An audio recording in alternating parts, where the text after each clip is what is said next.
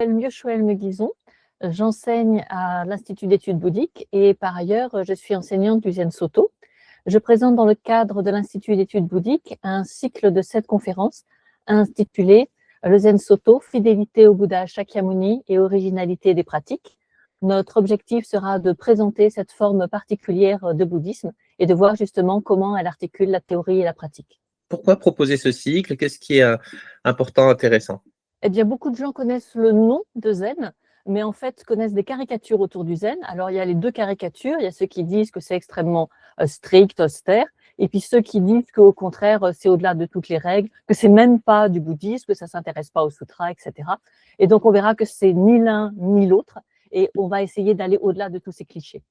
À quel type de questions répond ce cycle? Qu'est-ce qui l'éclaire notamment?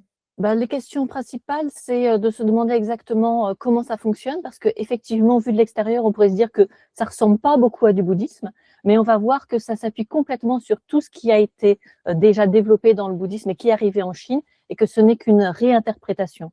Mais pour que ce soit pas trop théorique, je vais rentrer par les aspects pratiques, et c'est à travers les aspects pratiques que l'on va comprendre progressivement cette théorie, et en particulier que c'est une réinterprétation non duelle, ce qui assiste en tout cas sur la non-dualité dans le bouddhisme. Qu'est-ce que les participants vont découvrir? Concrètement, qu'est-ce qu'on va aborder?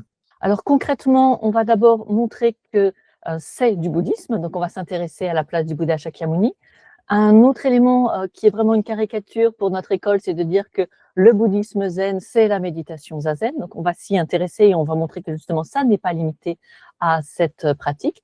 Et puis ensuite, on va s'intéresser à des aspects très concrets, par exemple le vêtement. Pourquoi le vêtement a pris une place aussi importante? Qu'est-ce que c'est devenu?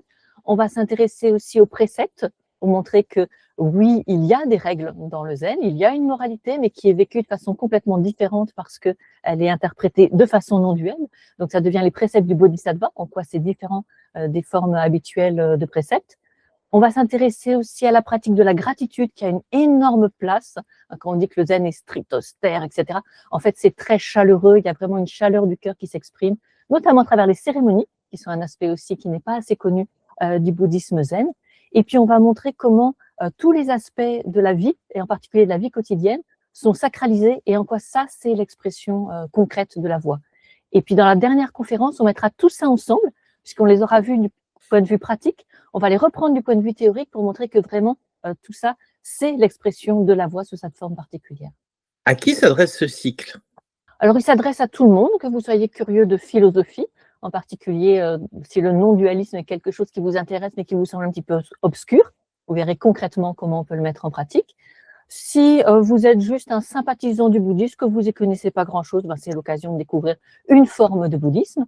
Si au contraire, vous avez déjà une pratique, c'est de voir autre chose et de voir en quoi c'est différent et en quoi nous avons évidemment des points communs.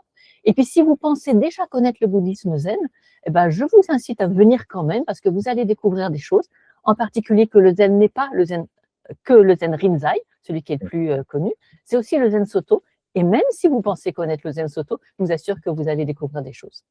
Est-ce qu'il y a des prérequis nécessaires? Non, il n'y a aucun prérequis. Chaque fois que j'aurai besoin de comparer avec d'autres écoles bouddhiques, je réexplique. Et donc, il n'y a pas besoin de lire avant quoi que ce soit. Venez comme vous êtes.